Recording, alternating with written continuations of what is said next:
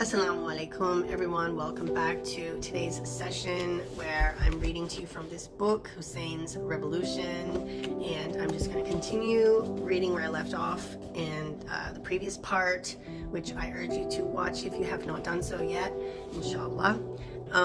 So Bismillahir Rahmanir Rahim.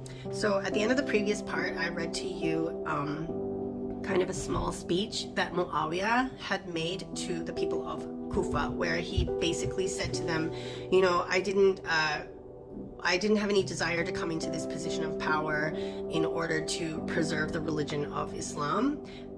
It was only because I wanted power over you, power over the people, basically, despite your opposition of me coming to power.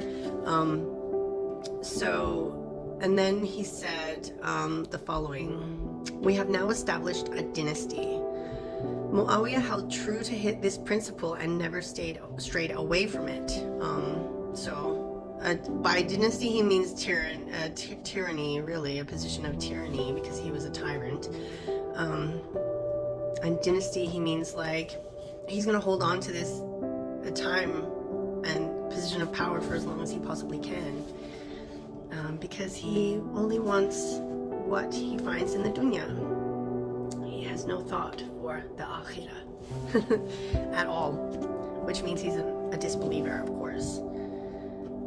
Because anyone who truly believes in the akhirah, the afterlife, would have fear of Allah and what Allah is capable of. And this certainly wasn't Muawiyah at all. The Muslim nation suffered from Muawiyah's transgression and oppressive policies, the like of which it had never seen in the past. He was devious enough to understand that he cannot allow the oppressed any outlet to express their rage and dissent. In fact, he was so cunning that he was able to instill in the minds of many an awe-inspiring image of himself as a graceful and wise ruler.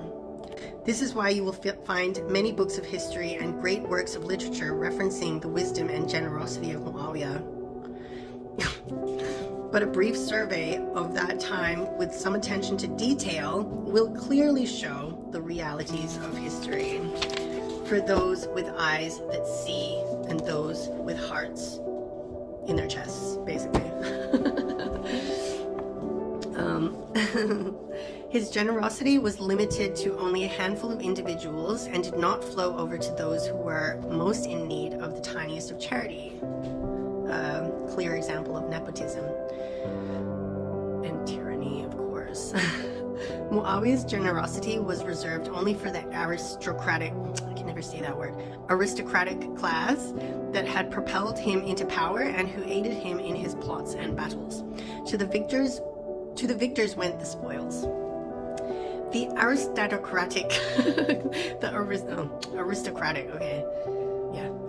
this aristocratic class was composed of the tribal leaders who swore allegiance to him, as well as a number of individuals who were forced by the events of history to accompany the Prophet ﷺ, and who would have much preferred to be in the ranks of his enemies.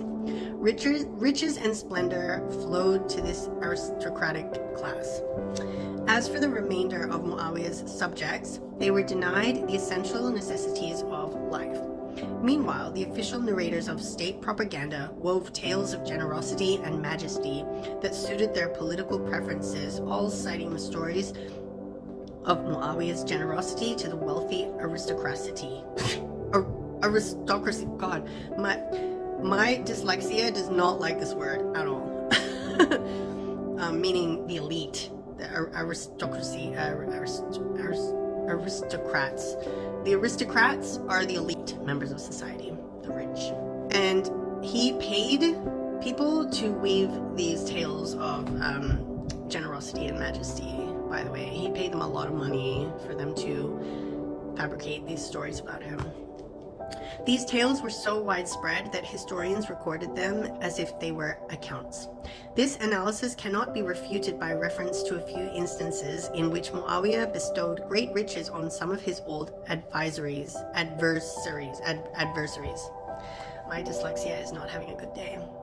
Although it's true that these old adversaries could not hope to openly rebel against Umayyad rule, they would have been able to play on discontent and cause unrest if their demands were not met.